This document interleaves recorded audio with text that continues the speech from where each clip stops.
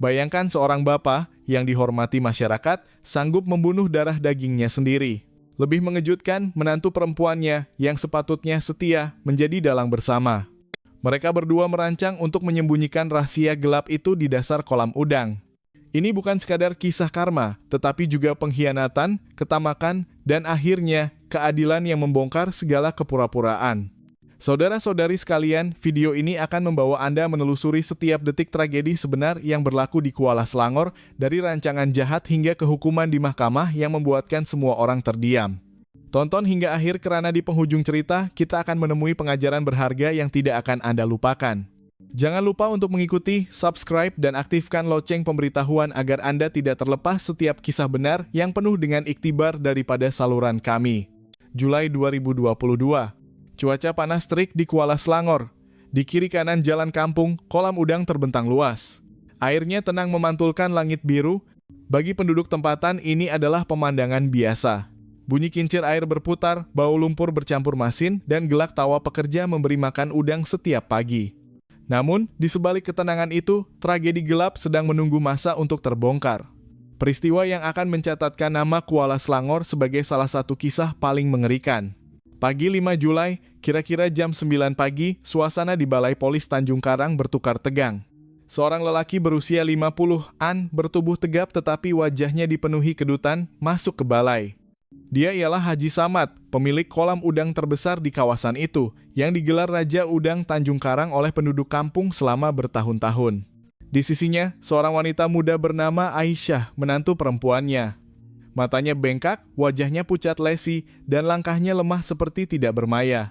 Mereka berdua datang untuk membuat laporan tentang Hilmi, anak tunggal Haji Samad dan suami Aisyah yang telah hilang selama 2 hari.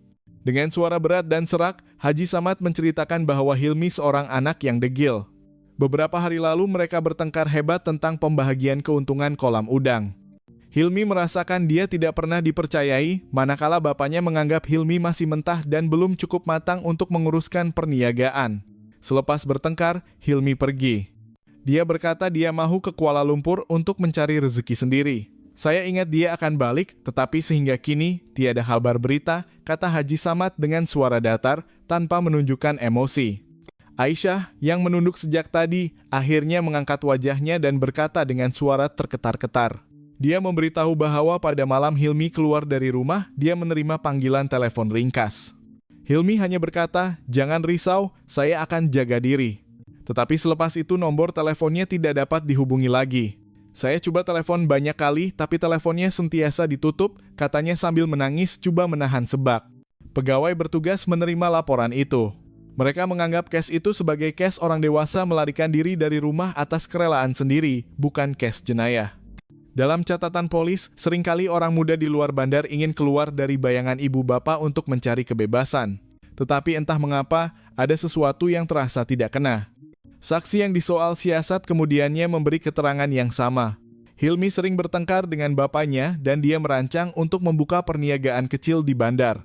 Semuanya kedengaran munasabah, tetapi di sebalik cerita yang kelihatan normal itu, terdapat kesunyian yang terlalu teratur dan bersih, seolah-olah ada sesuatu yang sengaja disembunyikan. Di luar balai polis, matahari mula terik memancar ke kolam udang sehingga berkilauan seperti cermin. Penduduk kampung tidak tahu bahwa pagi itu adalah permulaan kisah yang akan menggoyahkan kepercayaan mereka tentang keluarga, cinta, dan ketamakan manusia.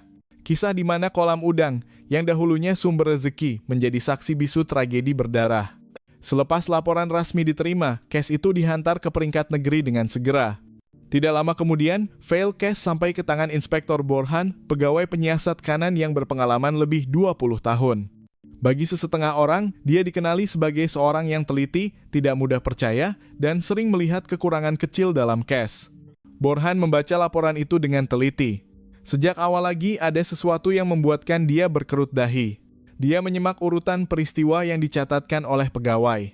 Hilmi keluar dari rumah pada petang 3 Julai, tetapi keluarga baru membuat laporan pada pagi 5 Julai.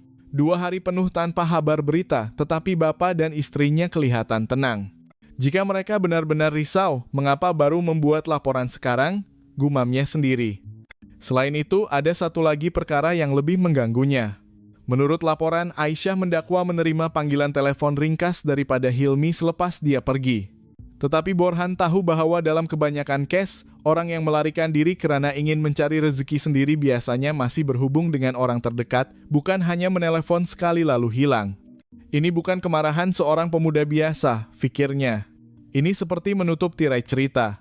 Untuk memastikan, dia mengarahkan pasukan teknikal untuk menyemak data panggilan keluar dari nomor telepon Hilmi. Dalam masa beberapa jam, hasilnya keluar.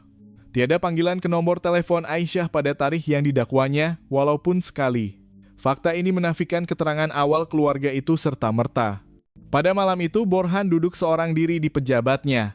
Dia melihat gambar lama Hilmi dan Aisyah yang diambil semasa majelis perkawinan mereka 2 tahun lalu. Senyuman mereka berdua masih penuh dengan harapan, berbeza dengan air mata dan wajah sedih yang dilihatnya pagi tadi. Ada sesuatu yang disembunyikan, pikirnya dalam hati sambil menutup file cache perlahan-lahan. Keesokan harinya, Borhan membuat keputusan untuk turun padang sendiri. Kawasan kolam udang Haji Samad sangat luas, hampir 30 ekar, dengan berpuluh-puluh kolam dipisahkan oleh tebing. Dari jauh, sebuah rumah besar berwarna putih terletak di tengah-tengah kawasan itu, dikelilingi oleh pagar dawai berduri. Dari luar, tempat itu kelihatan mewah, simbol kejayaan seorang lelaki kampung yang membina dirinya dari bawah. Sebaik sahaja melangkah masuk ke kawasan rumah, perasaan Borhan berubah, segala-galanya terlalu bersih dan teratur. Tiada kesan kekacauan sedikit pun, bilik Hilmi yang diperiksa juga sama. Katilnya tersusun rapi, almari pakaian penuh dengan pakaian, malah puntung rokok yang separuh terbakar pun terletak di dalam bekas abu rokok. Jika dia pergi dalam keadaan marah, mengapa dia meninggalkan biliknya seolah-olah tiada siapa pernah menyentuhnya? Haji Samad menyambut Borhan. Sejak Hilmi pergi, adakah sesiapa yang mengemas bilik ini? Tanya Borhan dengan suara datar. Lelaki tua itu menggelengkan kepala. Tidak, kami biarkan sahaja begitu. Saya pikir dia akan balik, jadi saya tidak benarkan sesiapa masuk. Jawaban itu kedengaran munasabah, tetapi bagi Borhan, ia terlalu sempurna. Pasukan penyiasat bercakap dengan pekerja di kolam udang. Anehnya, hampir semua orang memberikan jawaban yang sama, pergi ke Kuala Lumpur. Tiada apa-apa yang luar biasa di kolam. Jawaban yang terlalu serupa membuatkan Borhan semakin curiga. Dia tahu bahwa kebanyakan pekerja kampung jujur dan sukar menyembunyikan butiran. Jika semua orang mengulangi perkara yang sama, ini bermakna mereka diajar untuk menjawab begitu. Hanya seorang yang berbeza. Dia ialah Pak Mel, seorang lelaki tua yang bekerja di kolam itu selama berpuluh-puluh tahun. Semasa dipanggil untuk bercakap secara pribadi, dia kelihatan gelisah, tangannya terketar-ketar. Selepas lama berdiam diri, akhirnya dia berbisik. Beberapa malam kebelakangan ini, udang di kolam 5 kelihatan pelik. Mereka suka timbul di permukaan air seperti kekurangan oksigen. Airnya juga berbau, bukan bau biasa. Saya juga nampak Aisyah pergi ke sana seorang diri pada tengah malam beberapa kali. Kata-kata itu membuatkan Borhan tegak. Dia mencatat setiap butiran dengan teliti. Bagi orang biasa, udang timbul di permukaan air hanyalah tanda air tercemar. Tetapi bagi seorang detektif berpengalaman, ia mungkin bermakna sesuatu yang tersembunyi di dasar kolam. Pada waktu senja, Borhan berdiri di tepi kolam 5. Angin sepoi-sepoi bahasa bertiup lembut, permukaan air beriak perlahan. Ia kelihatan tenang seperti biasa, tetapi bagi Borhan, ketenangan itu mencurigakan. Dia melihat jauh ke dalam air yang berkilauan di bawah cahaya terakhir matahari sambil menggumam dalam hati.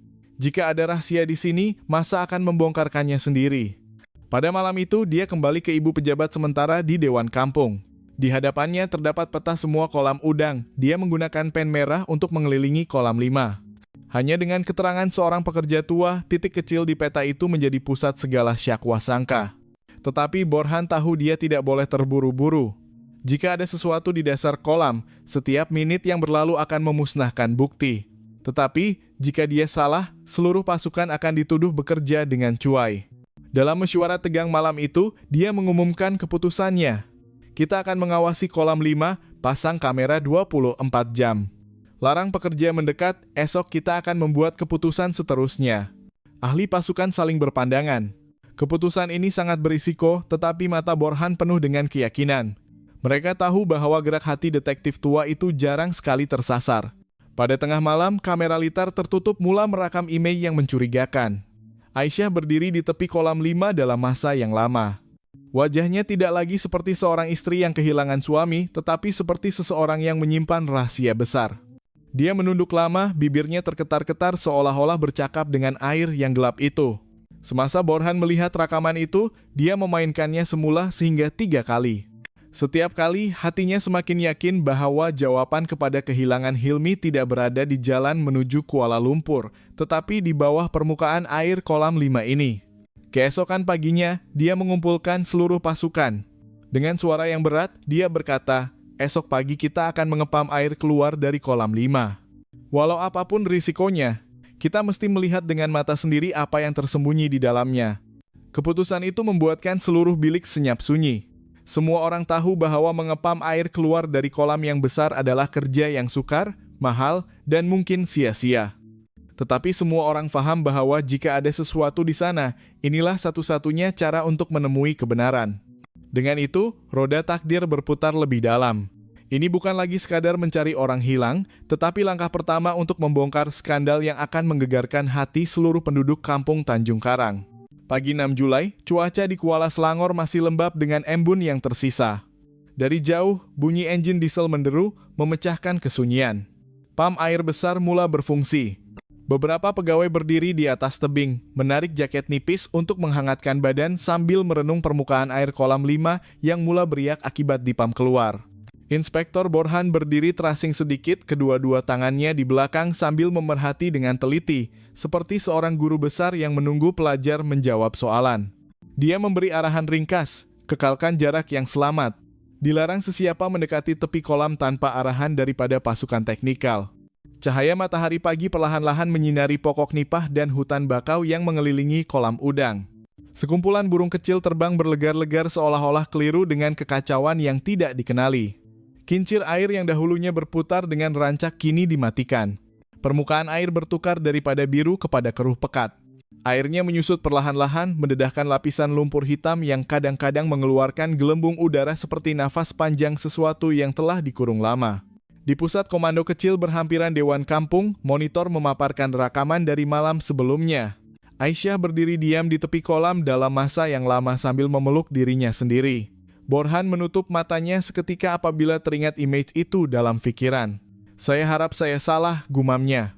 Tetapi proses penyiasatan bukan tentang harapan atau belas kasihan. Ia adalah laluan lurus yang mesti dilalui selangkah demi selangkah walaupun kedua-dua kaki bergetar. Kira-kira jam 10 pagi, air di kolam hanya tinggal separas pinggang orang dewasa. Pasukan teknikal bertaburan di pelbagai titik, menggunakan batang besi untuk menusuk ke dalam lumpur untuk mencari sesuatu yang tidak sepatutnya berada di sana. Pamail berdiri di belakang sekatan, jari-jarinya merenyuk topi jeraminya sehingga renyuk.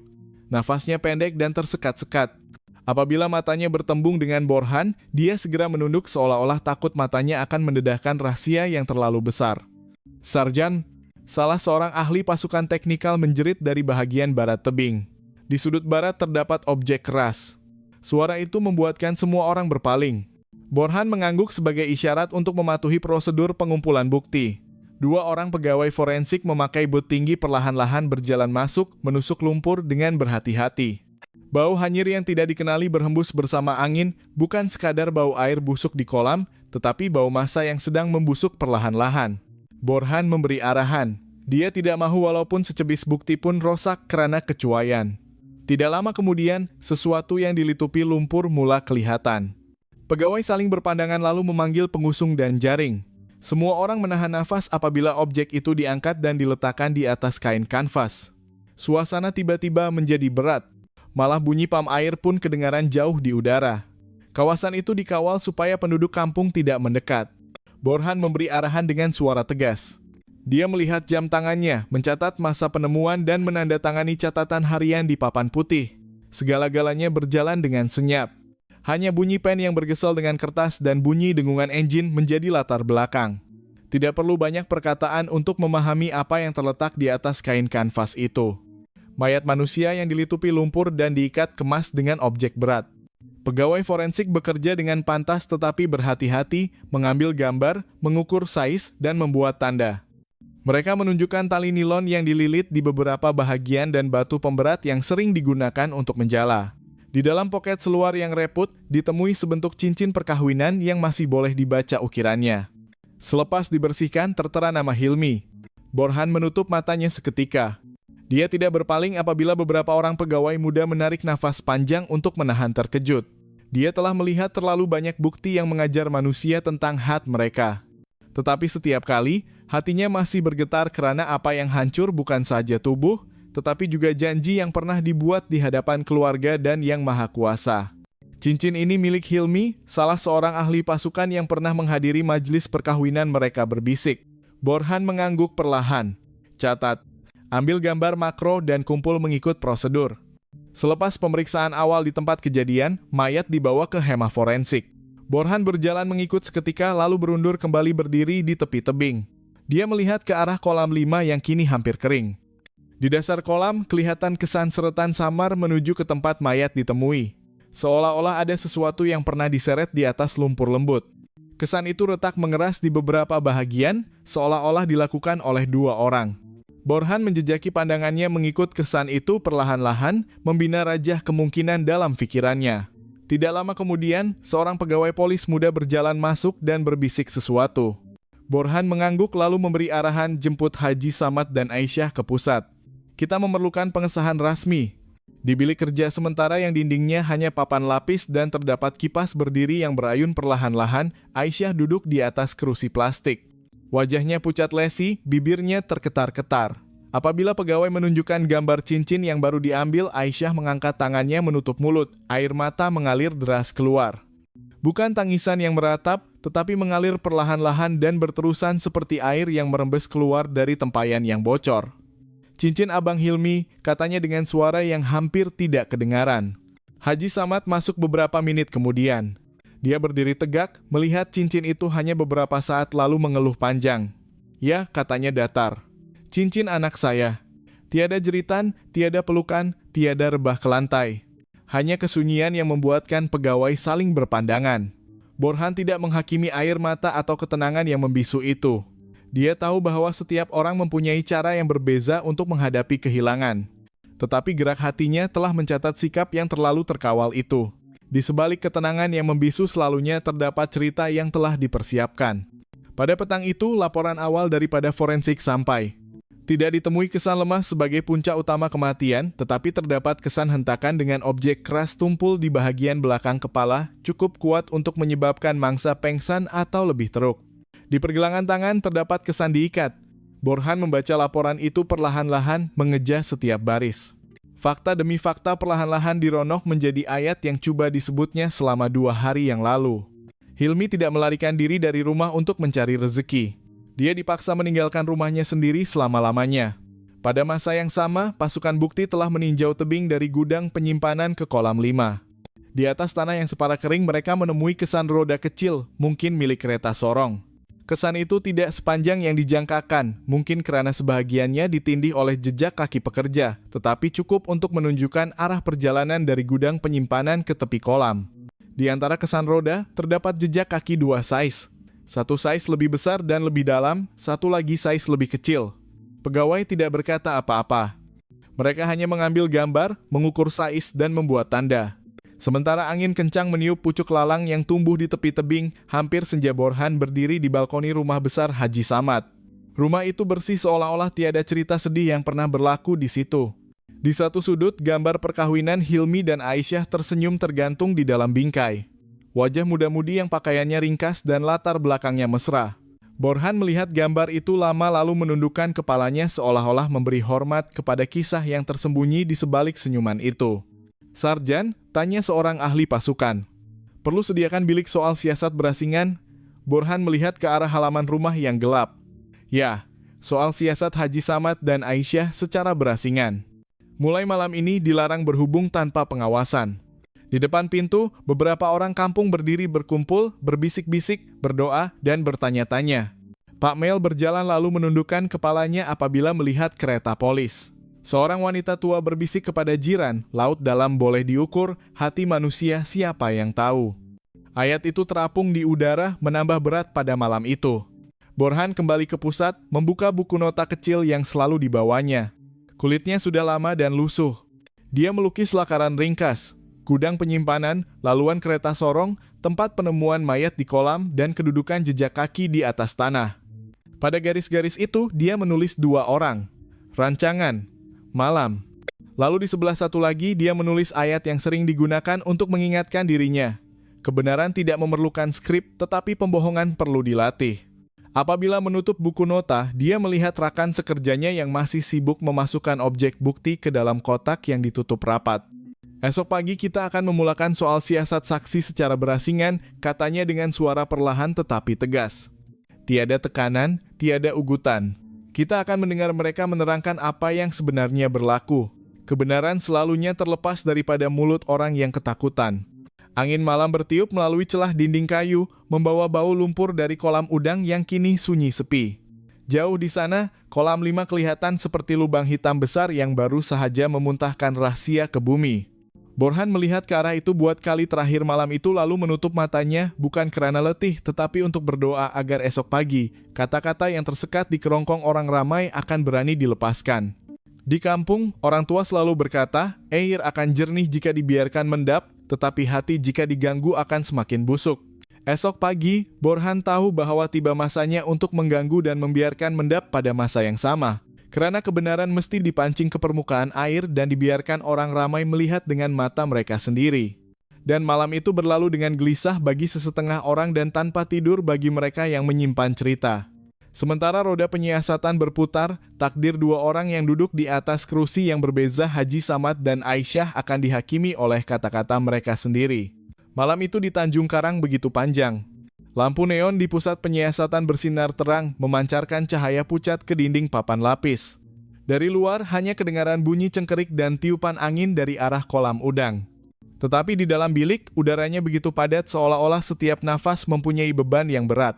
Selepas mengumpulkan bukti demi bukti, Sarjan Borhan membuat keputusan bahwa dia tidak boleh berlengah lagi.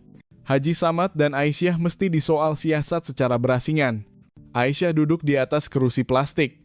Tubuhnya lemah, rambut hitam panjangnya tidak terurus, matanya bengkak, wajahnya pucat lesi. Di hadapannya, Borhan dan seorang pegawai polis wanita duduk dengan tenang. Tiada jeritan, hanya pandangan yang penuh dengan kesabaran. Borhan bermula dengan suara yang rata. Aisyah, saya tahu ini berat, tetapi semua bukti memusnahkan cerita awak. Jika awak benar-benar mahu membantu diri sendiri, katakanlah yang benar. Aisyah perlahan-lahan mengangkat wajahnya. Bibirnya terketar-ketar tetapi tiada perkataan yang terlepas. Borhan membuka veil dan meletakkannya di atas meja. Gambar dirinya yang direkam oleh kamera semasa berdiri di tepi kolam 5 dalam masa yang lama. Laporan panggilan yang membuktikan tiada panggilan masuk daripada Hilmi dan kesan jejak kaki kecil di lumpur di kolam. Aisyah merenung gambar itu lama lalu air mata mengalir tanpa suara. Pegawai polis wanita mendekat memujuk dengan lembut. Jika ada apa-apa yang menekan awak, beritahulah. Mengakui kebenaran lambat lebih baik daripada terperangkap dalam pembohongan selama-lamanya. Air mata Aisyah mengalir deras. Dia menggenggam pakaiannya di bahagian dada. Suaranya perlahan hampir tidak kedengaran. Jika saya bercakap adakah saya akan selamat, Borhan tidak memberikan janji kosong. Dia hanya berkata, undang-undang masih mempunyai pengurangan hukuman, tetapi ia hanya boleh digunakan kepada orang yang berani berkata benar. Ayat itu terapung di udara, perlahan-lahan memecahkan tembok pertahanan di dalam hatinya. Tetapi Aisyah masih menahannya, menutup mulutnya dengan tapak tangan, takut jika walaupun satu perkataan terlepas, seluruh rahasia akan runtuh. Di bilik sebelah, Haji Samad duduk tegak, kedua-dua tangannya bersilang dada. Matanya tajam dan yakin seolah-olah dia bukan seorang suspek tetapi seorang tuan rumah yang sedang menyambut tetamu. Seorang pegawai polis muda bertanya dengan tenang, Haji Samad, laporan bedah siasat menunjukkan bahwa Hilmi tidak lemas. Ada kesan hentakan yang kuat di bahagian belakang tengkuknya. Adakah Haji tahu apa-apa tentang perkara ini? Samad ketawa sinis. Macam mana saya nak tahu, itu anak saya. Walaupun kami sering bertengkar, saya tidak akan mencederakannya. Kalau begitu, mengapa bilik Hilmi terlalu bersih? Mengapa tiada kesan dia akan pergi jauh? Dan mengapa Haji baru membuat laporan selepas dia hilang selama 2 hari? Tanya polis itu kembali. Samad merenung ke hadapan, suaranya masih rata. Hilmi memang begitu. Dia degil, tetapi dia akan balik. Saya ingat dia lari bercuti sekejap. Saya sebagai bapak akan menunggu. Adakah itu salah? Sikapnya terlalu terkawal, terlalu sempurna. Dari belakang cermin sehala, Borhan memerhati dengan teliti. Dia mengenali corak ini dengan baik. Orang yang terlalu tenang selalunya menyembunyikan sesuatu yang rapuh. Beberapa jam kemudian, Borhan menukar taktik. Dia kembali ke bilik Aisyah dengan membawa buku nota. "Aisyah," katanya perlahan. "Tadi Haji Samad berkata bahwa semua ide datang daripada Awak. Dia berkata Awak yang menghasut dia untuk melakukan sesuatu terhadap Hilmi." Mata Aisyah terbeliak. Wajahnya pucat lesi. "Dia cakap begitu?" Borhan hanya mengangguk. "Ya. Jika Awak masih berdiam diri, cerita dia akan dicatatkan." Aisyah panik. Dia menangis lebih kuat daripada tadi. "Tidak benar sama sekali. Saya hanya takut untuk membantah. Saya hanya takut." Suaranya terputus-putus, badannya terketar-ketar. Borhan tidak mencelah. Dia tahu bahwa kesunyian mungkin lebih tajam daripada soal siasat yang ganas. Dan dalam kesunyian itu, tembok di hati Aisyah perlahan-lahan merekah. Sementara itu, di bilik sebelah, Samad juga berdepan dengan taktik yang sama. Polis berkata, "Haji, Aisyah sudah memberikan keterangan." Dia berkata bahwa semua rancangan datang daripada Haji. Samad, yang pada mulanya tenang membisu, tiba-tiba berubah. Wajahnya merah padam, kedua-dua tangannya mengepal penumbuk erat. Lalu dia memukul meja dengan kuat. "Apa? Dia salahkan saya? Dia yang menggoda saya? Dia yang mendorong saya? Jangan ingat saya akan buat begitu kalau bukan karena dia." Kata-kata itu meluruh keluar dengan pantas, hampir tidak terkawal. Dari belakang cermin, Borhan mengangguk perlahan. Dia tahu bahwa kemarahan selalunya merupakan bentuk pengakuan tanpa disedari. Pada malam itu, semakin larut, di satu bilik, Aisyah menangis teresak-esak, keliru antara rasa bersalah dan keinginan untuk menyelamatkan diri. Di bilik satu lagi, Samad meletupkan emosinya. Kehilangan kawalan yang coba dikekalkan selama ini. Borhan menulis catatan di dalam buku nota kecil. Rekahan pertama telah terbuka, esok tembok ini akan runtuh. Dia tahu bahwa kebenaran tidak selalu datang dengan wajah yang tenang. Kadang-kadang ia muncul melalui air mata, kadang-kadang melalui jeritan. Dan pada malam itu kedua-dua wajah itu telah muncul dengan jelas. Di luar pusat, kolam 5 senyap sepi hanya meninggalkan lumpur hitam yang mengeras di bawah cahaya bulan, seperti luka yang terbuka luas. Ia menjadi saksi bisu kepada rahasia yang tidak dapat disembunyikan lagi. Di belakang kolam udang, suara penduduk kampung berbisik-bisik, berdoa, dan membuat spekulasi tentang cerita itu. Malam itu, Tanjung Karang tidak benar-benar tidur. Pagi 7 Julai, cuaca di Kuala Selangor bertiup kering dengan bau lumpur dari kolam udang yang perlahan-lahan mengering. Di pusat penyiasatan, polis hampir tidak tidur sepanjang malam. Kopi pahit bercampur dengan bunyi kertas dan pen yang mencatat nota. Semua orang tahu bahwa hari ini mungkin hari penentuan. Aisyah dibawa masuk dahulu. Tubuhnya kelihatan lemah, berjalan menyeret kaki, wajahnya kusut, matanya merah padam. Dia duduk di atas kerusi dengan mata yang lesu seolah-olah sepanjang malam dia telah bergelut dengan dirinya sendiri. Sarjan Borhan melihatnya lama lalu berkata dengan suara rendah, "Aisyah, semalam Awak hampir bercakap. Hari ini jangan simpan lagi. Berdiam diri tidak membantu Awak. Ia hanya akan membuatkan Awak semakin tenggelam." Aisyah menggigit bibirnya, menundukkan kepala. Tangannya terketar-ketar sambil menggenggam baju. Dia diam lama sebelum suara perlahan terlepas. Saya pergi ke kolam itu pada tengah malam, sungguh. Tetapi bukan karena saya mau pergi. Saya dipaksa." Borhan tidak mencelah. Dia hanya mengangguk perlahan, memberi peluang kepada kata-kata seterusnya untuk mengalir keluar. Aisyah menarik nafas dalam lalu air mata mengalir deras. Malam itu, selepas Abang Hilmi dan ayah dia bertengkar, Haji Samad datang jumpa saya. Dia berkata Hilmi tidak layak mewarisi kolam udang. Dia berkata jika Hilmi masih ada, semua harta akan hilang. Saya terkejut, takut. Saya berkata jangan buat begitu, tetapi dia masih mendesak. Dia mengugut akan menghalau saya keluar dari rumah jika saya menolak. Suaranya berhenti karena terseduh sedan. Pegawai polis wanita mendekat, menghulurkan tisu untuk mengelap wajahnya lalu menyambung bercerita dengan suara yang pecah. Saya hanya mengikut, saya tidak berani membantah. Pada masa itu, saya pikir jika saya mengikut semuanya akan berlalu. Tetapi ternyata, dia menggunakan kedua-dua tangannya menutup wajah. Borhan membongkok ke hadapan sedikit. Suaranya masih mesra. "Apa yang Awak buat pada malam itu?" Aisyah menceritakan segala-galanya dari awal. Aisyah diam lama lalu berbisik, "Saya telepon Abang Hilmi. Saya berkata saya mau bercakap, mau minta maaf. Saya menangis merayu supaya dia keluar jumpa saya di pondok berhampiran kolam. Lalu dia percaya. Dia datang dengan wajah yang letih tetapi masih sanggup mendengar saya. Kami duduk berbual sekejap lalu tiba-tiba dari belakang, Haji Samad muncul dengan sebatang kayu besar. Dia memukul kepala Abang Hilmi. Semuanya berlaku dengan pantas. Abang Hilmi tidak sempat menjerit. Kata-kata itu membuatkan seluruh bilik senyap sunyi. Hanya kedengaran bunyi kipas lama yang berderit. Selepas itu, kami menyeret mayat Abang Hilmi ke gudang penyimpanan. Aisyah menyambung bercerita. Haji Samad menggunakan tali mengikat tangan dan kaki lalu mengikat batu besar pada badannya. Dia suruh saya membantu dia menolak kereta sorong membawa Abang Hilmi ke kolam 5. Saya hanya menolak, tidak berani membantah. Apabila sampai di tepi kolam, Haji Samad menolak mayat Abang Hilmi ke dalam air. Saya duduk kaku, tidak dapat berbuat apa-apa. Malam itu, bunyi air terpercik masih bergema di telinganya. Air mata membasahi pipi Aisyah. Dia menundukkan kepalanya, menangis teresak-esak. Borhan menutup veil perlahan-lahan.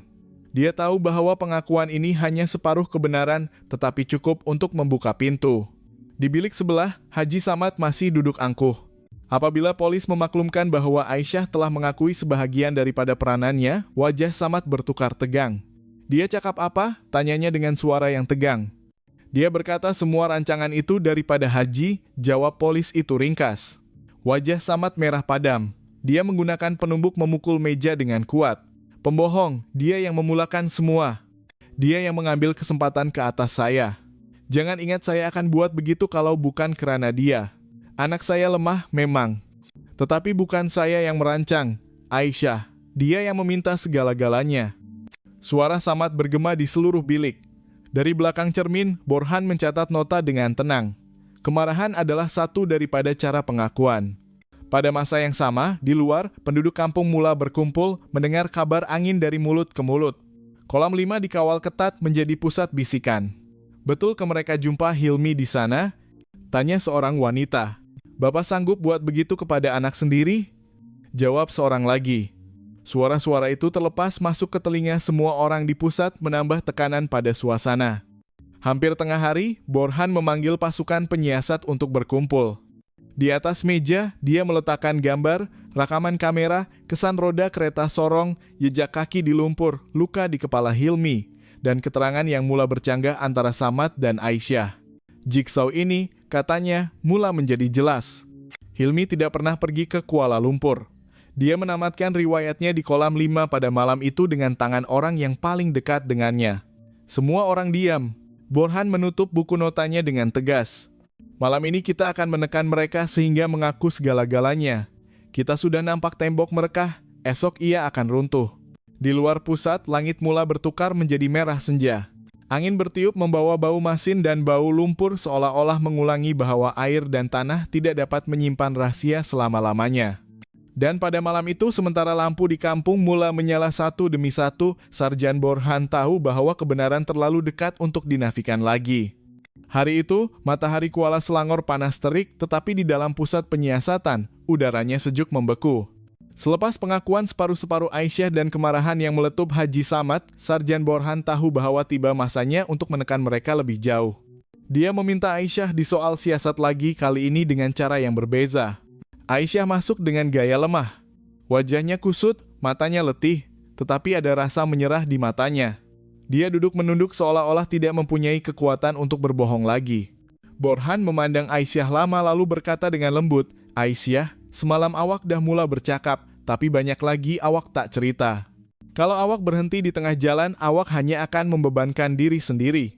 Ceritalah semuanya dari awal. Aisyah mengeluh panjang lalu menutup wajahnya dengan kedua-dua tangannya. Suaranya pecah. Saya malu. Saya benci diri saya sendiri. Tapi semua bermula dengan saya, sungguh. Bilik menjadi senyap. Borhan membongkok ke hadapan sedikit. Memberi isyarat kepadanya untuk teruskan bercerita.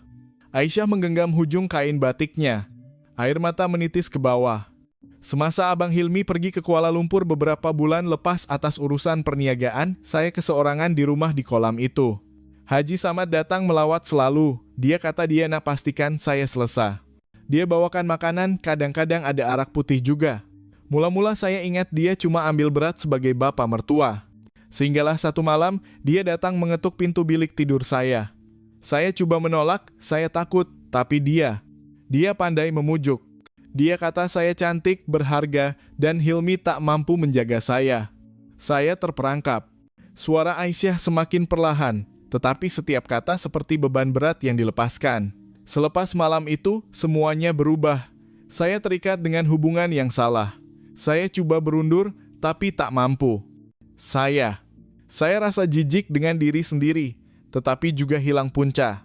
Dan dia perlahan-lahan bercerita tentang harta, tentang Hilmi yang tak layak menguruskan kolam udang, tentang kehidupan saya akan lebih selesa kalau cuma ada dia. Aisyah teresak-esak. Saya lemah. Saya tak cukup kuat untuk menolak, dan akhirnya saya turut serta dalam rancangan yang paling kejam. Saya tahu ia salah, tapi saya masih berdiam diri. Borhan tidak mengalihkan pandangannya. Dia tahu bahwa kata-kata itu pahit, tetapi itulah kebenaran yang dinanti-nantikannya. Apa maksud awak dengan turut serta dalam rancangan? Tanya Borhan perlahan. Aisyah memandang meja dengan pandangan kosong. Haji Samad kata satu-satunya cara ialah menghapuskan Hilmi. Dia meyakinkan saya bahwa jika kami lakukan itu, kolam udang akan terus maju, hidup saya akan selesai dan tiada siapa yang akan tahu. Malam itu dia menyuruh saya telepon Hilmi, berpura-pura menangis, berpura-pura meminta maaf. Saya memang jahat. Hilmi datang sebab dia percayakan saya. Dia masih percayakan saya. Suara sedu sedan bergema di seluruh bilik. Pegawai polis wanita menepuk bahunya perlahan, tetapi Aisyah tenggelam dalam rasa bersalah. Saya nampak dengan mata sendiri Haji Samad memukul abang Hilmi dari belakang. Saya dengar bunyi kayu memukul kepala. Bunyi badan jatuh. Saya tak menjerit, saya cuma membeku. Lalu kami menyeret mayat dia ke gudang penyimpanan. Mengikat dia dengan batu pemberat. Saya tolak kereta sorong dengan dia. Semuanya seperti mimpi ngeri, tetapi ia adalah perkara sebenar. Dan pada malam itu, Hilmi, suami saya sendiri, menamatkan riwayatnya di kolam. Borhan menutup veil perlahan-lahan. Dia tahu bahwa ini adalah pengakuan yang lebih mendalam, walaupun masih ada beberapa bahagian yang ingin digalinya lagi. Tetapi dia memberi isyarat untuk merehatkan Aisyah di bilik lain. Apabila Samad mendengar bahwa Aisyah mula membongkar hubungan sulit mereka, wajahnya pucat lesi. Dia bangun dan memukul meja. Dia berani cakap begitu. Tak, dia yang mulakan semua, dia yang mengambil kesempatan ke atas saya. Jangan percayakan dia, polis muda itu menahan nafas. Kemarahan Samad bukan sekadar penafian, tetapi tanda panik. Kata-kata yang meletup tanpa kawalan seringkali lebih jujur daripada pengakuan yang disusun rapi. Samad menjerit, kalau bukan kerana dia, saya takkan sampai sejauh ini. Anak sendiri, bilik menjadi senyap serta-merta. Ayat itu, walaupun penuh dengan emosi, tetapi ia adalah pengakuan yang telanjang. Dari belakang cermin sehala, Borhan memandang Samad lama. Dalam hatinya dia bergumam, akhirnya terlepas keluar. Bukan dengan akal, tetapi dengan kemarahan. Petang itu Borhan memanggil seluruh pasukan untuk bermesyuarat di pusat. Di atas meja, terdapat gambar, laporan forensik, dan catatan pengakuan. Dia menggunakan pen merah untuk menulis di papan putih. Motif Apolus harta plus hubungan terlarang. Sekarang jelas, katanya dengan nada serius. Mereka berdua tidak terikat hanya kerana kolam udang ini, tetapi juga terikat dengan hubungan yang salah. Cita-cita dan nafsu membutakan mata mereka sehingga sanggup mengorbankan Hilmi. Pasukan itu diam, menyadari betapa gelapnya cerita yang dibongkarkan itu. Di luar pusat, matahari mula condong ke barat. Kolam 5 memantulkan cahaya jingga seperti luka lama yang belum sembuh. Penduduk kampung berdiri berkumpul jauh di luar pagar. Bisikan tersebar dengan pantas. Bapak sanggup buat begitu kepada anak sendiri demi uang? Tanya seorang wanita.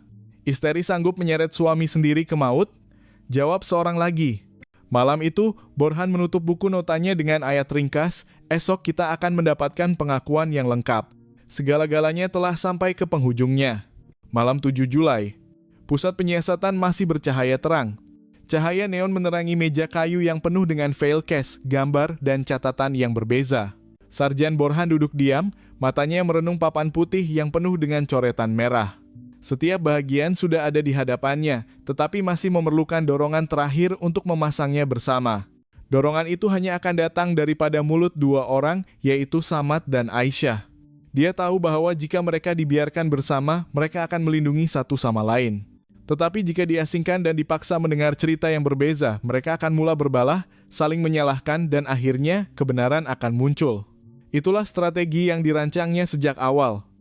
Pada malam itu, dia membuat keputusan bahwa tiba masanya. Aisyah dibawa masuk dahulu, wajahnya kelihatan letih, suaranya serak selepas menangis selama beberapa jam. Dia duduk dengan bahu yang jatuh, matanya hampir tidak berani memandang sesiapa. Borhan memulakan perbualan dengan suara yang lembut. Aisyah, awak sudah menceritakan sebahagian, tetapi masih ada soalan penting. Mengapa awak masih berdiam diri walaupun awak tahu apa yang akan berlaku kepada Hilmi? Air mata Aisyah mengalir. Dia menjawab perlahan, saya takut tak ada tempat tinggal, takut dihalau keluar. Saya masih terikat dengan hubungan yang salah. Saya tak ada keberanian yang cukup. Kata-kata itu mengalir keluar, penuh dengan penyesalan. Tetapi saya bukan orang yang melakukan pembunuhan. Itu semua rancangan Haji Samad. Borhan mengangguk. Dia mencatat sesuatu di dalam buku notanya dan berkata ringkas.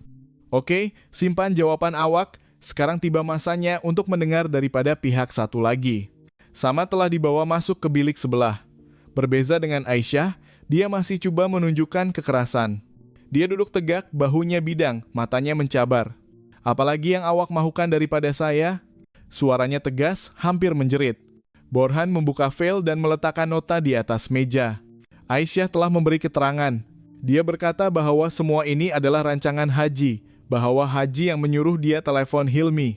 Haji yang melakukan pembunuhan. Haji yang menyeret mayat Hilmi ke kolam. Wajah Samad merah padam. Tangannya mengepal penumbuk erat di atas meja. Pembohong, dia yang memulakan semua. Dia yang berkata bahwa jika Hilmi hilang, kolam ini akan menjadi milik kita. Dia yang menggoda saya. Dia yang memulakan semua. Saya cuma ikut. Jangan ingat saya nak membunuh anak saya sendiri kalau bukan kerana dia. Kata-kata itu meluruh keluar dengan pantas, penuh dengan kemarahan. Dari belakang cermin sehala, polis muda itu berpaling memandang Borhan. Borhan hanya mengangguk perlahan, wajahnya masih dingin. Dia tahu bahwa kadang-kadang pengakuan tidak datang dalam bentuk ayat yang disusun rapi, tetapi datang dengan jeritan yang berapi-api yang tidak terkawal. Selepas seketika, Samad senyap, dia tercungap-cungap. Dia merebahkan badannya di belakang kerusi, menutup matanya. Dengan suara yang lebih perlahan, hampir seperti bercakap dengan dirinya sendiri, dia lemah. Dia tak mampu menjaga kolam ini. Saya tak mahu semua yang saya bina runtuh di tangan dia, tapi saya tak pernah terfikir akan sampai sejauh ini. Di bilik sebelah, Aisyah mendengar bahwa Samad menuduhnya sebagai punca masalah. Wajahnya pucat lesi, badannya terketar-ketar. Dia salahkan saya? Dia tanya dengan suara yang terketar-ketar. Apabila polis itu mengangguk, dia menangis lebih kuat daripada tadi. Tak benar, saya cuma mangsa, saya dipaksa, dia yang membunuh. Dia yang menyeret. Saya cuma mengikut sebab saya takut. Kata-katanya mengalir keluar dengan panik. Dia menggunakan kedua-dua tangannya menutup wajah. Suaranya terputus-putus di tengah-tengah tangisan. Saya bodoh, saya lemah. Tapi jangan cakap saya orang yang membunuh. Itu semua perbuatan dia, Haji Samad. Borhan mencatat setiap perkataan dengan sabar. Dia tahu bahwa kini permainan telah sampai ke kemuncaknya. Dua orang yang dulunya kelihatan bekerja sama kini saling menyalahkan. Tembok yang mereka bina bersama runtuh, meninggalkan hanya puing yang mendedahkan isi sebenar di dalamnya. Ketamakan, nafsu, dan keganasan. Hampir tengah malam, Borhan mengumpulkan semua catatan di papan putih. Dia menulis besar-besar Hilmi, Mangsa, Samad, Aisyah, penjenayah. Di bawahnya, dia menambah 2 perkataan lagi, motif, harta, hubungan terlarang. Dia memandang papan itu lama. Dalam kepalanya, dia membayangkan malam tragedi itu sekali lagi. Aisyah menelepon Hilmi dengan suara yang terketar-ketar, merayu meminta maaf.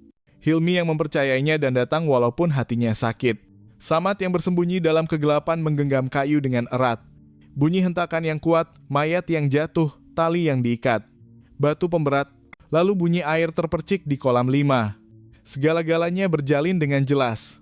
Bukan lagi spekulasi, tetapi simulasi peristiwa sebenar pengkhianatan. Borhan menutup matanya seketika, menarik nafas dalam. Dia bukan orang yang mudah terpengaruh dengan emosi, tetapi setiap kali case seperti ini terbongkar, hatinya rasa sakit. Bapak membunuh anak sendiri, istri menyeret suami ke maut. Tak ada apa yang lebih gelap daripada ini. Di luar pusat, malam itu sunyi sepi. Hanya kedengaran bunyi air dari kolam yang mengalir perlahan ke parit. Tetapi dalam hati ramai orang, suara bisikan telah tersebar. Penduduk kampung mula berkata bahwa Raja Kolam Udang Tanjung Karang bukan sahaja kehilangan anak lelakinya, tetapi juga kehilangan kemanusiaannya. Bahwa wanita muda yang dulunya kelihatan manis telah bertukar hati sejahat-jahatnya sehingga sanggup membunuh suaminya sendiri. Borhan menutup buku notanya dengan tegas. Dia tahu bahwa esok pagi tiba masanya untuk membuat laporan rasmi untuk membawa kedua-dua mereka ke proses soal siasat di peringkat yang lebih tinggi. Tetapi malam ini, dia merasakan bebannya telah berkurangan sedikit. Rekahan telah bertukar menjadi keruntuhan. Akhirnya, kebenaran telah terlepas daripada mulut mereka sendiri, walaupun melalui air mata dan jeritan.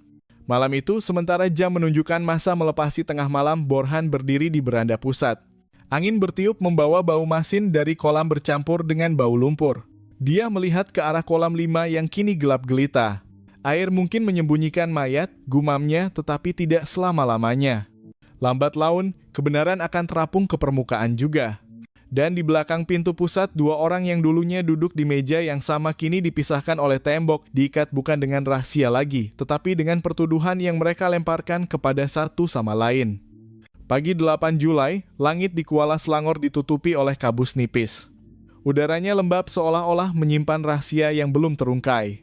Di pusat penyiasatan, polis bersiap sedia untuk hari yang panjang. Sarjan Borhan membuat keputusan untuk mengambil langkah seterusnya, konfrontasi antara Samad dan Aisyah. Selama 2 hari yang lalu mereka telah saling menyalahkan di bilik yang berasingan. Kini tiba masanya untuk melihat bagaimana mereka bertindak balas apabila terpaksa duduk bersemuka. Bilik konfrontasi adalah bilik yang ringkas. Terdapat meja kayu panjang, 2 buah kerusi menghadap antara satu sama lain, dan lampu neon tergantung di atas meja. Cahaya putih menyinari wajah mereka, mendedahkan setiap kedutan, setiap pergerakan bibir, setiap renungan mata. Samad duduk dahulu.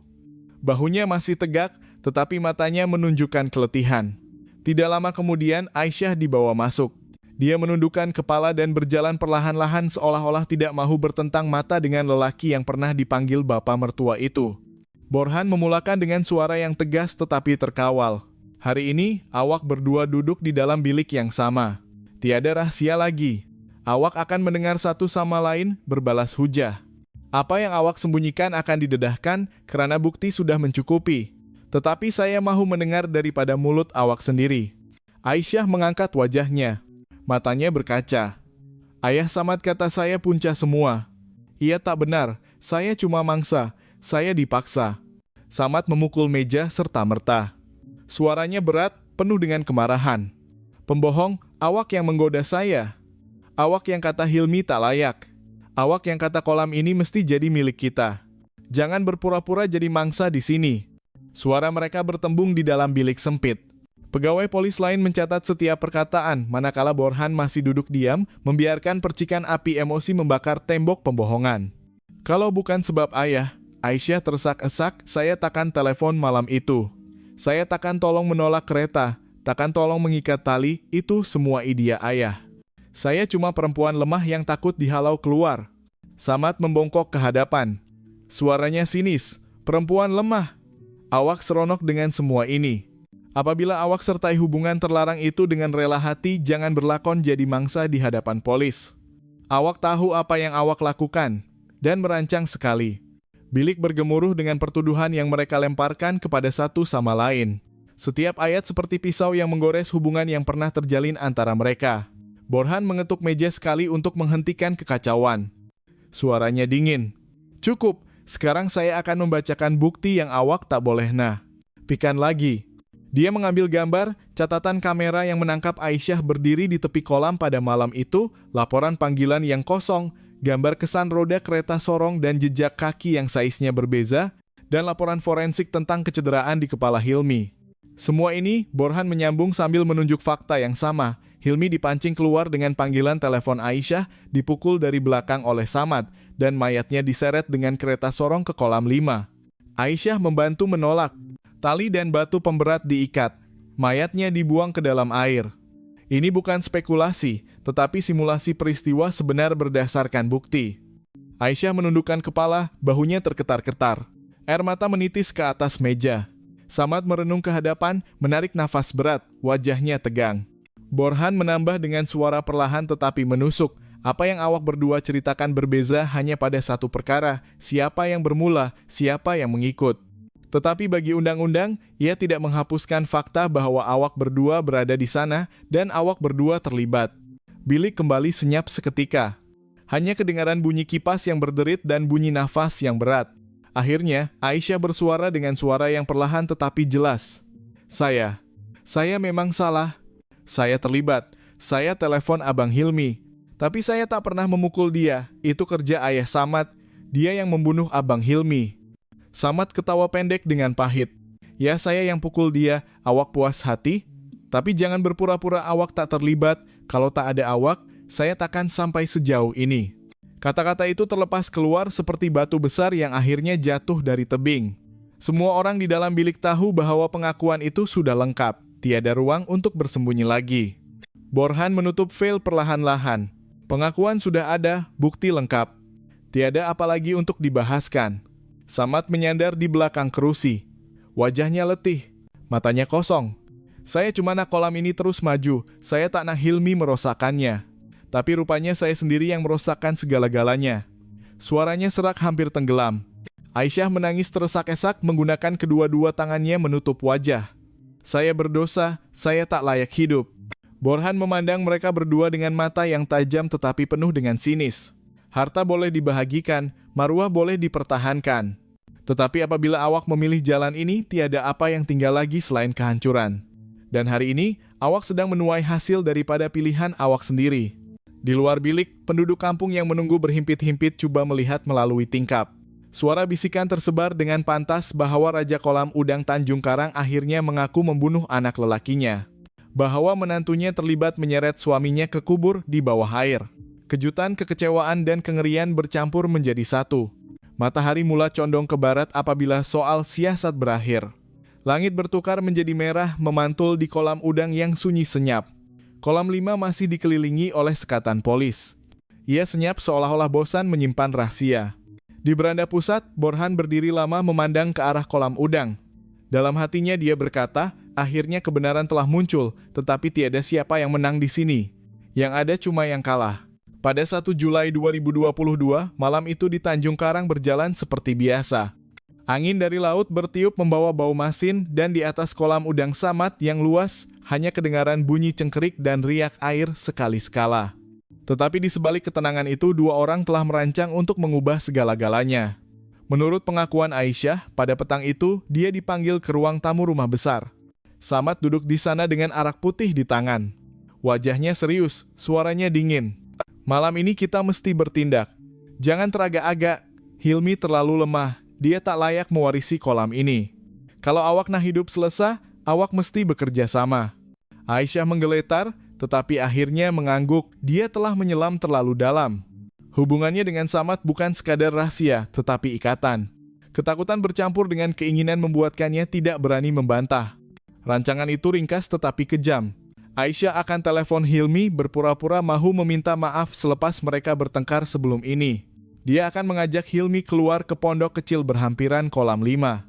Sementara itu, Samad akan menunggu dalam kegelapan dengan sebatang kayu besar yang telah disembunyikannya. Pada pukul 10.45 malam, Aisyah masuk ke bilik tidur, menutup pintu rapat, lalu menggunakan tangannya yang terketar-ketar mendail nomor telepon suaminya. Dia coba membuat suaranya kedengaran ikhlas. Abang Hilmi, Aisyah minta maaf. Aisyah tak nak bergaduh dengan abang lagi. Boleh abang jumpa Aisyah di pondok tepi kolam sekejap? Aisyah nak bercakap dengan abang, cuma kita berdua. Di hujung talian, pada mulanya Hilmi teragak-agak, tetapi cinta dan kepercayaan membuatnya lembut hati. Oke, abang tunggu di sana. Itu adalah ayat terakhir yang dikatakannya kepada istrinya. Kira-kira pukul 11.00 malam, bunyi tapak kaki mendekat di pondok. Cahaya lampu minyak tanah kecil di pondok itu menampakkan wajah Aisyah yang penuh dengan air mata. Dia duduk menggenggam hujung kainnya. Matanya merah. Abang, saya dah silap. Saya tak nak kehilangan abang. Hilmi masuk dan duduk di sebelahnya. Hatinya masih marah, tetapi apabila melihat Aisyah menangis, ia melembutkannya. Sudahlah, kita bincang esok. Malam ini berehatlah, katanya perlahan. Dia tidak tahu bahwa beberapa saat kemudian segala-galanya akan berakhir. Apabila Hilmi berpaling untuk bangun, bayangan besar bergerak dari belakang pondok. Samad dalam tubuh yang tegap mengangkat kayu itu tinggi-tinggi lalu memukul kepala Hilmi dengan sekuat tenaga. Pap! Bunyi hentaman yang kuat memecahkan kesunyian malam. Hilmi terhuyung-hayang lalu rebah ke tanah. Darah mengalir keluar dari belakang tengkuknya membasahi tanah di pondok itu. Tiada jeritan yang panjang. Hanya bunyi nafas terakhir sebelum mayatnya menjadi kaku. Aisyah menggunakan kedua-dua tangannya menutup mulut untuk menahan jeritan. Matanya terbeliak, badannya menggeletar. Tetapi Samad berdiri diam, wajahnya dingin. Cepat, mari tolong saya. Mereka menyeret mayat Hilmi ke gudang penyimpanan kecil berhampiran kolam. Di sana terdapat tali dan batu pemberat yang telah disiapkan. Samad mengikat tangan dan kaki Hilmi dengan kemas lalu melilit tali di sekeliling pinggangnya, mengikat batu besar seberat hampir 40 kg. Pegang tali ini, Samad mengarahkan Aisyah. Walaupun badannya terketar-ketar, Aisyah menurut, tangannya keras kaku. Tetapi dia masih menarik ujung tali untuk memastikan mayat Hilmi tidak bergerak. Selepas itu, mereka mengangkat mayat Hilmi ke atas kereta sorong kecil yang beroda besi. Roda itu berbunyi berderit meninggalkan kesan di atas tanah lembab. Samad yang menolak, Aisyah berjalan di belakang. Malam itu hanya kedengaran bunyi roda kereta yang bergesel dengan tanah dan bunyi nafas mereka berdua. Apabila sampai di tepi kolam 5, mereka berhenti. Permukaan air berkilauan memantulkan cahaya bulan separa penuh. Samad mengeluh panjang lalu berkata dengan dingin, tiba masanya. Mereka perlahan-lahan menolak mayat Hilmi ke tepi. Lalu dengan tolakan yang kuat, mayat itu bergolek jatuh ke dalam air. Jom! Air terpercik tinggi, lalu kembali tenang semula. Batu pemberat menarik mayat itu ke dasar kolam yang berlumpur dalam masa beberapa saat.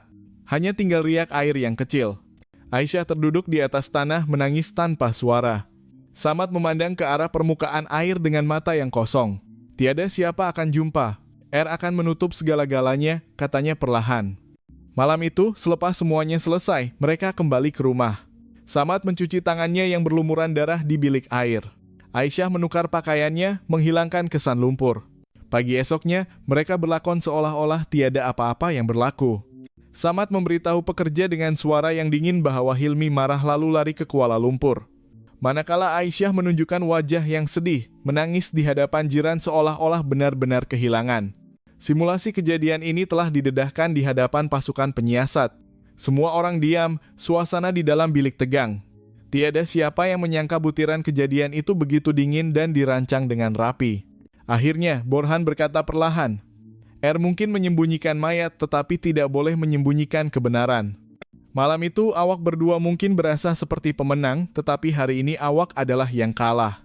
Awak bukan sahaja kehilangan Hilmi, tetapi juga kehilangan diri awak sendiri.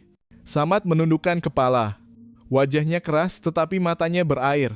Aisyah menggunakan tangannya menutup muka, bahunya menggeletar. Di luar, langit pagi perlahan-lahan cerah. Burung mula berkicauan di puncak pokok kelapa seolah-olah tidak menghiraukan tragedi manusia. Tetapi bagi Borhan, bunyi itu seperti peringatan bahwa kehidupan masih berterusan walaupun ada satu jiwa telah pergi. Berita pengakuan Samad dan Aisyah tersebar seperti api dalam sekam dalam masa beberapa jam. Kampung-kampung di kawasan berdekatan juga dipenuhi dengan bisikan. Raja Kolam Udang membunuh anak sendiri. Menantu bekerja sama dengan bapak mentua membunuh suami sendiri. Ayat-ayat ini disebut di kedai kopi, pasar, atau malah di jalan kecil yang menuju ke kolam udang. Pada hari berikutnya, depan balai polis penuh dengan orang ramai. Penduduk kampung berdiri berkumpul, ada yang berwajah tegang, ada yang masih tidak percaya. Seorang wanita tua menutup mulut, menggumam, saya nampak mereka pergi ke surau selalu. Nampak macam keluarga yang baik. Seorang lelaki separuh umur mencelah, duit boleh membutakan mata, makcik. Itulah buktinya. Media tempatan menghidu berita besar itu serta-merta.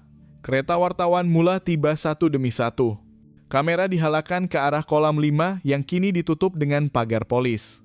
Imei kolam yang dahulunya kelihatan tenang kini dipaparkan di televisyen dengan tajuk berita besar. Tragedi kolam udang Tanjung Karang, bapak dan menantu ditahan atas tuduhan membunuh. Suasana di kampung berubah, kanak-kanak dihalang daripada bermain berhampiran kolam udang. Pekerja di kolam lain bercakap dengan suara yang perlahan. Setiap kali mereka lalui pintu rumah besar Samad, rumah yang dahulunya merupakan simbol kekayaan kini menjadi monumen kengerian. Di Balai Raya, ketua kampung dan orang-orang lama bermesyuarat untuk membincangkan rasa malu yang berlaku.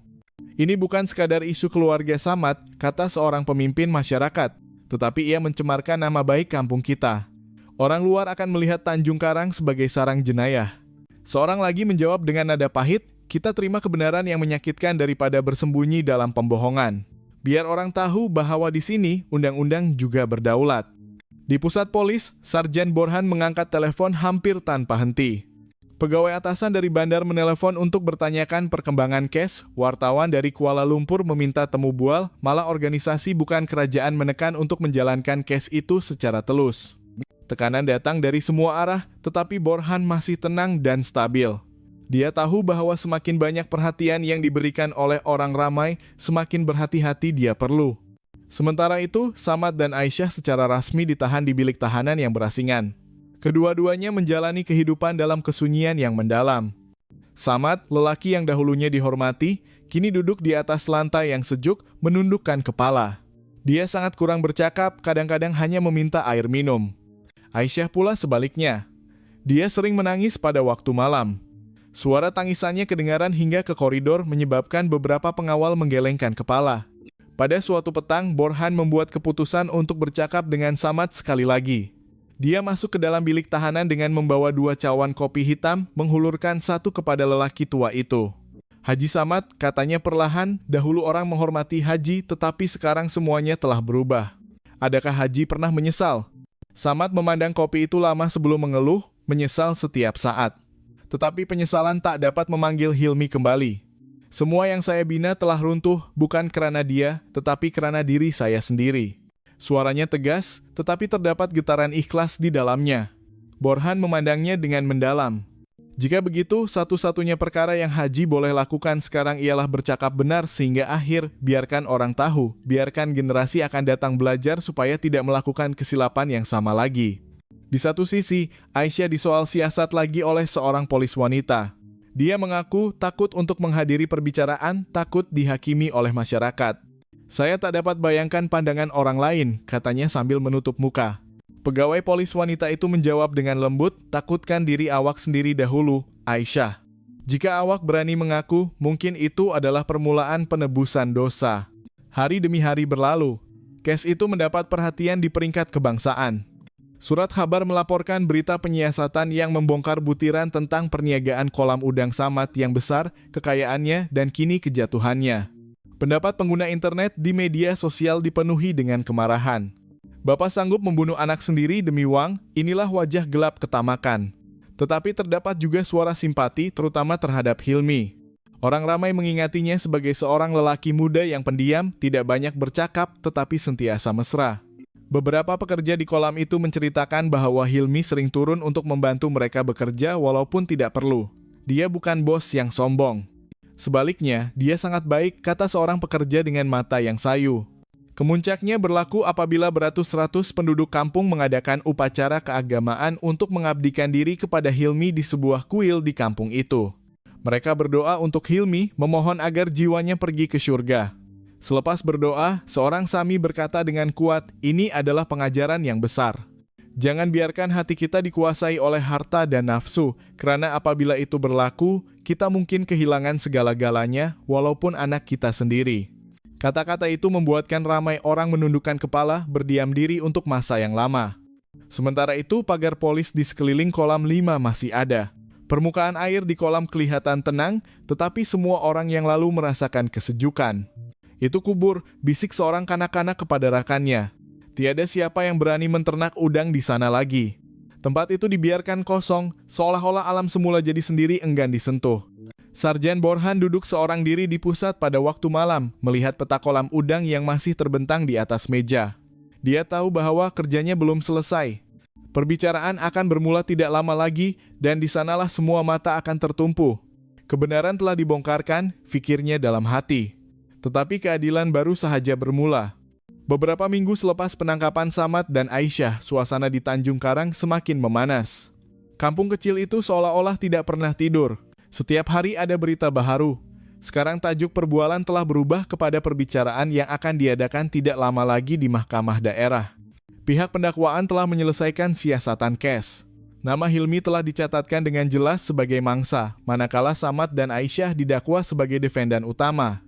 Tuduhan yang dikenakan sangat berat, membunuh dengan niat, bersubahat melakukan jenayah, dan melakukan keganasan dalam rumah tangga. Hukuman maksimum ialah hukuman mati. Di pejabat pendakwa raya, seorang peguam kanan bernama Tan Sri Razak merenung file case yang tebal hampir 1000 halaman. Ini bukan sekadar case jenayah, katanya kepada pasukannya, tetapi ini adalah case prestige.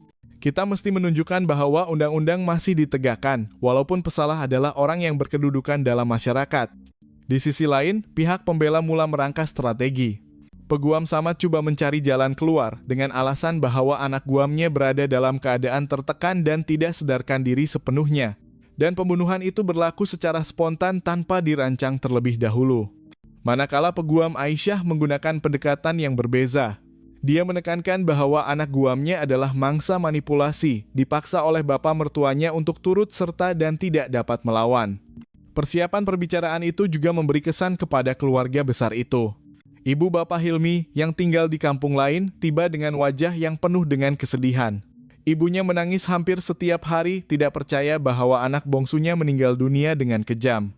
Ayahnya, walaupun kelihatan kuat, sering duduk diam di beranda pondok untuk masa yang lama, memandang keluar dengan kosong.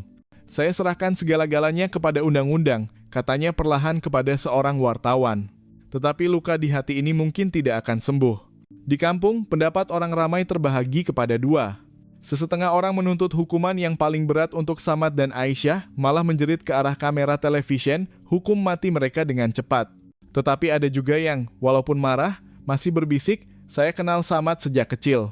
Sukarna percaya dia sanggup membunuh darah dagingnya sendiri.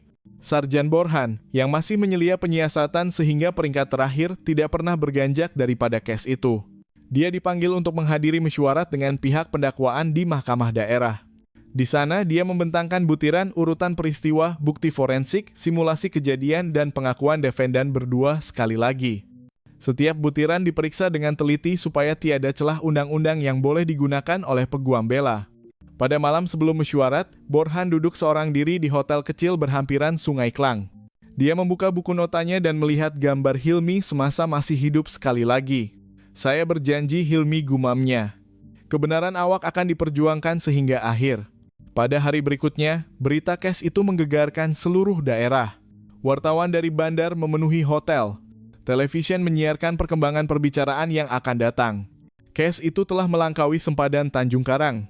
Sekarang, seluruh negara sedang menunggu. Di bilik tahanan, Samad semakin senyap. Rambutnya mula beruban. Matanya cengkung. Selalunya dia enggan makan. Dia hanya memberitahu pengawal, saya bersedia menerima segalanya. Hidup saya sudah berakhir, Aisyah pula sebaliknya. Dia resah dan sering menangis. Kadang-kadang dia menjerit histeria apabila teringat malam kejadian sehingga dokter di penjara terpaksa memberinya obat penenang. Pihak pendakwaan membuat keputusan untuk membawa saksi penting untuk memberikan keterangan. Pekerja di kolam yang melihat kereta sorong diseret pada malam itu, pakar forensik yang mengesahkan kecederaan di kepala Hilmi, dan image daripada kamera litar tertutup yang menunjukkan Aisyah berdiri berhampiran kolam lama selepas kejadian. Semua ini akan dibentangkan di mahkamah untuk menanggalkan topeng kedua-dua mereka. Di kampung, orang-orang tua telah bersetuju untuk menghantar wakil untuk menghadiri perbicaraan. Ini bukan sekadar isu keluarga Hilmi, kata seorang ketua kampung, tetapi ia adalah maruah kita semua. Kita mesti pergi dan melihat sendiri bagaimana keadilan dijalankan. Ketegangan meningkat apabila tarikh perbicaraan diumumkan, Kanti bulan September 2022. Bangunan mahkamah daerah dijangka akan dipenuhi dengan orang ramai. Polis membuat persediaan keselamatan tambahan karena dijangka berlakunya kerumunan orang ramai. Pada malam sebelum perbicaraan, upacara sembahyang arwah untuk Hilmi telah diadakan sekali lagi di sebuah kuil di kampung itu. Suasana dipenuhi dengan kesedihan, ramai orang menangis apabila nama si mati disebut. Sami yang mengetuai doa berkata, Hilmi pergi terlalu awal, tetapi semoga daripada kesusahannya kita dapat belajar. Jangan biarkan nafsu menguasai pikiran kita. Di rumah besar Samad yang kini kosong, pintu kayunya mula pudar, dindingnya mengelupas, dan rumput liar tumbuh di halaman. Bagi penduduk kampung, rumah itu telah menjadi rumah berhantu, simbol ketamakan yang membawa kepada kehancuran. Sarjan Borhan, sebelum hari perbicaraan, kembali melawat kolam 5 sekali lagi. Air di kolam kini jernih, tetapi baginya ia masih keruh dengan bayangan Hilmi. Esok, bisiknya dalam hati, kebenaran ini akan diumumkan di bilik perbicaraan. Bukan saya lagi yang akan bercakap, tetapi undang-undang. Pada 15 September 2022, suasana di Mahkamah Daerah tegang sejak awal pagi. Kawasan mahkamah dipenuhi oleh penduduk kampung, wartawan, dan pegawai keselamatan. Beratus-ratus polis ditempatkan dengan kuat, memasang pagar besi untuk menghalang orang ramai daripada berpusu-pusu masuk. Kamera televisi berbaris, mikrofon wartawan berebut ruang. Semua mata menunggu masa yang penting. Perbicaraan pertama tragedi kolam udang Tanjung Karang. Pada pukul 9 pagi, bilik perbicaraan dibuka. Hakim ketua panel, seorang lelaki berusia 50-an bernama Tuan Malik, memasuki bilik dalam jubah hitamnya. Suasana serta-merta menjadi senyap. Bunyi tukul kayu mengetuk meja mahkamah akan memulakan perbicaraan. Samad dan Aisyah dibawa masuk. Tangan mereka digari, wajah mereka pucat lesi. Samad menundukkan kepala, matanya kosong. Aisyah berjalan terketar-ketar, menoleh ke kiri dan ke kanan sesekali seolah-olah mencari wajah yang dikenali. Di tempat duduk orang awam, keluarga Hilmi duduk berjajar. Ibunya menangis perlahan, ayahnya merenung ke hadapan tanpa berkata apa-apa. Pendakwa raya bangkit dan membuka kenyataan pendakwaan. Suaranya bergema di seluruh bilik. Defendan pertama, Encik Samad bersama-sama dengan defendan kedua, Cik Aisyah, didakwa atas tuduhan bersubahat membunuh dengan niat terhadap Encik Hilmi, anak lelaki defendan pertama. Ayat demi ayat menikam hati mereka yang mendengar. Pendakwa raya menerangkan urutan peristiwa pada malam kejadian, rancangan yang telah dirancang dengan baik, bukti dan pembuangan mayat di kolam 5. Aisyah tidak dapat menahan diri, dia menggunakan kedua-dua tangannya untuk menutup muka. Samad masih diam, kadang-kadang mengeluh berat.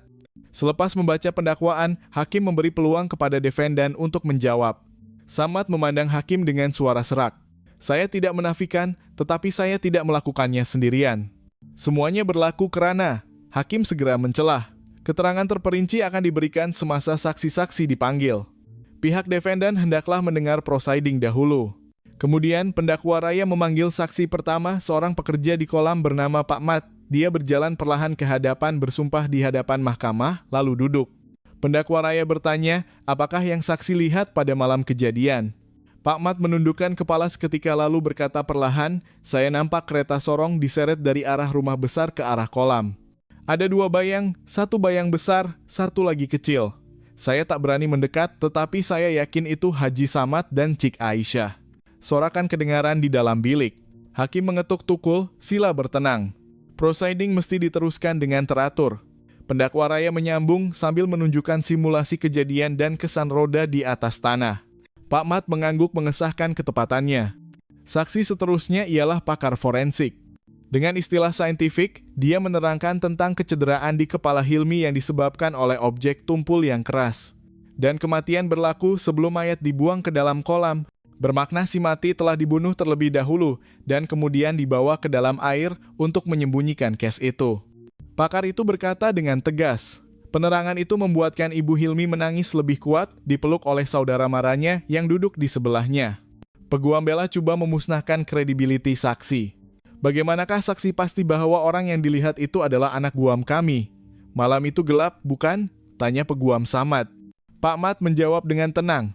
Saya telah bekerja di kolam selama berpuluh-puluh tahun. Saya ingat bentuk badan Haji Samad. Saya ingat gaya berjalan dia. Saya takkan salah orang. Jawaban itu membuatkan ramai orang mengangguk setuju. Giliran peguam Aisyah. Dia coba menekankan bahwa anak guamnya hanyalah mangsa. Aisyah dipaksa, dia tidak mempunyai pilihan. Tetapi pendakwa raya segera membalas. Jika dipaksa, mengapa dia yang menelepon Hilmi pada malam itu? Mengapa dia berdiri di kolam lama selepas kejadian? Fakta lebih kuat daripada kata-kata. Hakim mencatat tanpa menunjukkan pendapat. Perbicaraan diteruskan sehingga tengah hari. Di dalam bilik, suasana panas bergelora dengan emosi yang bercampur aduk kemarahan, kesedihan, dan rasa ingin tahu. Wartawan mencatat setiap perkataan, kamera merekam setiap ekspresi. Apabila mahkamah berehat, keluarga Hilmi berjalan keluar dengan gaya yang berat. Wartawan bergegas menghampiri, menghulurkan mikrofon. Bapak Hilmi berkata ringkas, kami serahkan kepada undang-undang. Kami hanya mahukan keadilan untuk anak lelaki kami. Ibunya terlalu lemah untuk bercakap, hanya menundukkan kepala dan menangis. Di sisi lain, Samad dibawa kembali ke bilik rehat banduan sementara. Dia duduk menahan kepalanya, berbisik kepada peguamnya, tiada gunanya lagi. Semuanya sudah jelas. Aisyah pula di bilik sebelah menjerit histeria apabila mendengar ibunya sendiri enggan datang ke mahkamah. Ibu mesti malu mempunyai anak seperti saya, dia menjerit sambil menutup telinganya. Hari pertama perbicaraan adalah pembukaan yang mengejutkan. Semua orang tahu bahwa ini hanyalah permulaan. Terdapat lebih banyak saksi yang akan dipanggil, bukti yang akan dibentangkan, dan cerita yang akan membongkar sisi gelap keluarga ini dengan lebih mendalam. Di luar bangunan mahkamah, orang ramai masih berkumpul, berdebat dengan sengit. Sesetengah orang percaya bahwa kedua-duanya layak menerima hukuman mati, sesetengah berpendapat bahwa Aisyah harus menerima pengurangan hukuman. Tetapi satu perkara yang pasti, tiada siapa yang menafikan lagi bahwa Kolam 5 telah menjadi saksi bisu kepada tragedi yang paling kejam. Sarjan Borhan, yang duduk di tempat duduk orang awam, tidak berkata sepatah pun. Dia hanya memandang hakim, pendakwa raya, dan defendan. Dalam hatinya dia berdoa agar perbicaraan ini dijalankan dengan adil, supaya Hilmi dapat pergi ke surga, dan supaya masyarakat dapat belajar bahwa kebenaran akan sentiasa muncul, walaupun disembunyikan di bawah lumpur. Hari kedua perbicaraan bermula dengan suasana yang lebih tegang daripada hari sebelumnya. Sejak awal pagi, orang ramai telah beratur panjang di hadapan bangunan mahkamah daerah. Polis terpaksa menambah kekuatan, memasang sekatan, dan memeriksa semua orang yang masuk. Wartawan dari bandar besar juga menyiarkan perbicaraan secara langsung melalui program berita. Apabila tukul Hakim Malik diketuk, bilik itu kembali senyap. Samad dan Aisyah dibawa masuk. Kali ini wajah Samad kelihatan lebih tertekan seolah-olah tidak tidur sepanjang malam. Aisyah pula kelihatan lemah, matanya bengkak, langkahnya terhoyong-hayang. Pendakwa raya membuka perbicaraan dengan memanggil saksi seterusnya, Dr. Ratna, seorang ahli psikologi forensik. Beliau telah menemu bual Aisyah semasa dalam tahanan. Dengan suara yang tenang beliau menjelaskan bahwa defendan Aisyah menunjukkan tanda-tanda konflik dalaman. Dia tahu bahwa tindakannya salah, tetapi masih melakukannya karena terikat dengan emosi yang tidak betul dengan bapa mertuanya, yaitu Encik Samad. Dalam psikologi, ini dipanggil hubungan manipulatif relationship, di mana pihak yang lebih kuat menekan pihak yang lebih lemah. Bilik perbicaraan riuh rendah. Ramai yang terkejut, ada yang berbisik tidak percaya. Hakim segera mengarahkan agar keadaan tenang. Mahkamah meminta agar keadaan bertenang. Pendakwa raya menambah, oleh itu, jelas bahwa Cik Aisyah bukan sekadar mangsa, tetapi juga bersubahat. Walaupun ada tekanan, dia masih memilih untuk terlibat. Peguam Aisyah segera bangun coba menafikan kenyataan itu. Yang arif, keterangan ahli psikologi ini malah membuktikan bahwa anak guam saya berada dalam keadaan tidak berdaya melawan. Dia terperangkap dalam hubungan yang tidak normal yang menyebabkan dia kehilangan pertimbangan yang rasional. Oleh itu, dia layak mendapat pengurangan hukuman. Hakim mencatat tanpa menunjukkan apa-apa komen. Saksi seterusnya ialah Sarjan Borhan yang bertanggung jawab secara langsung ke atas kes ini.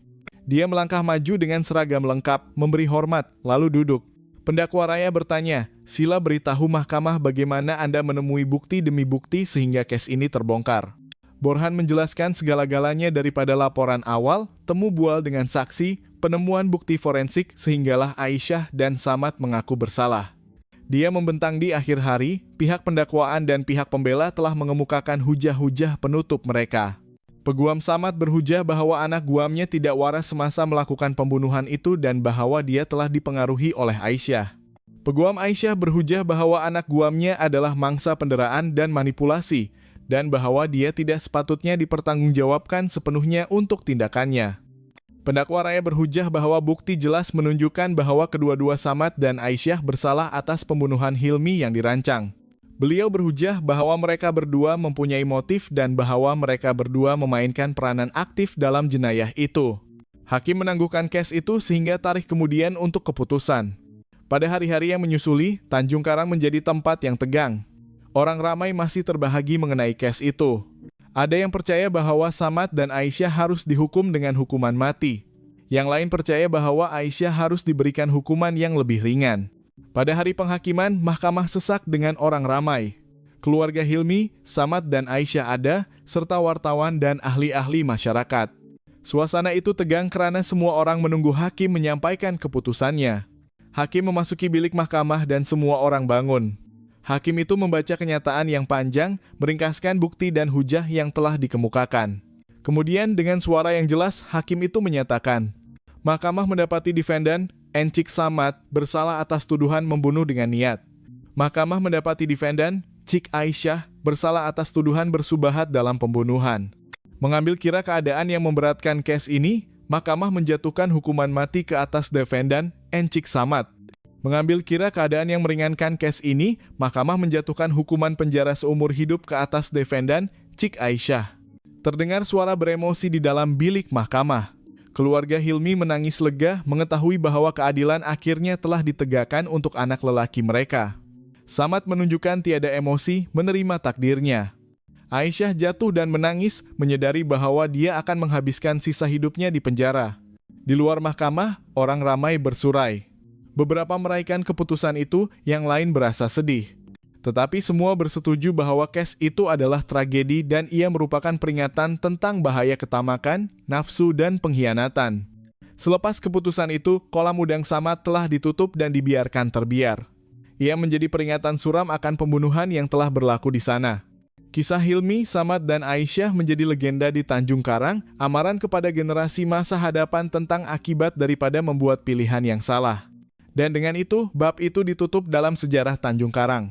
Kehidupan berterusan, tetapi tragedi kolam udang akan sentiasa diingati. Kan gambar dan peta terperinci, menjelaskan bagaimana Hilmi dipancing keluar, bagaimana dia dibunuh, dan bagaimana mayatnya kemudiannya dibuang ke kolam.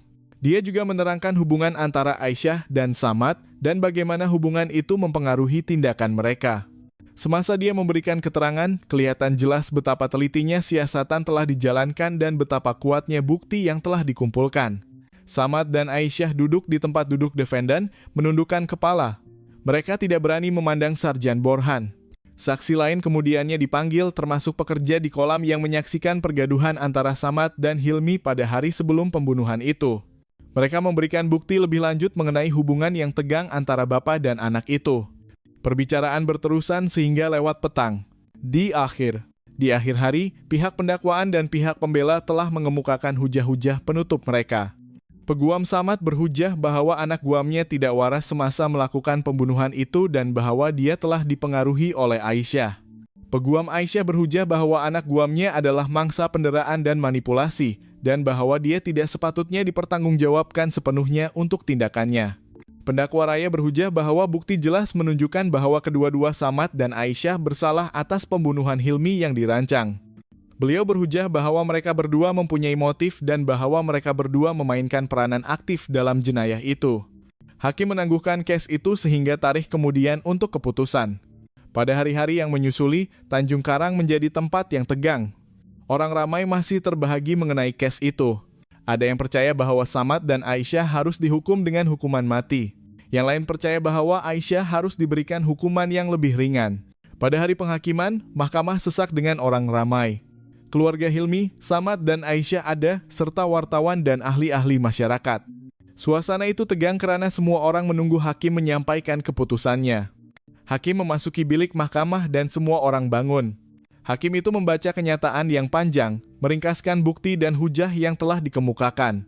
Kemudian, dengan suara yang jelas, hakim itu menyatakan, Mahkamah mendapati defendant Encik Samad bersalah atas tuduhan membunuh dengan niat.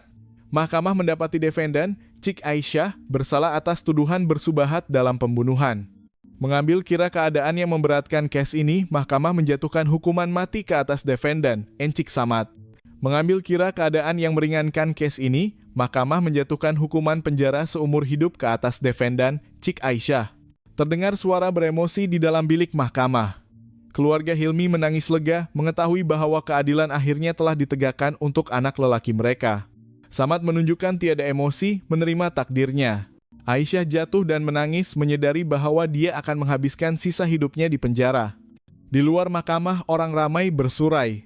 Beberapa meraihkan keputusan itu, yang lain berasa sedih. Tetapi semua bersetuju bahwa kes itu adalah tragedi dan ia merupakan peringatan tentang bahaya ketamakan, nafsu, dan pengkhianatan. Selepas keputusan itu, kolam udang Samad telah ditutup dan dibiarkan terbiar.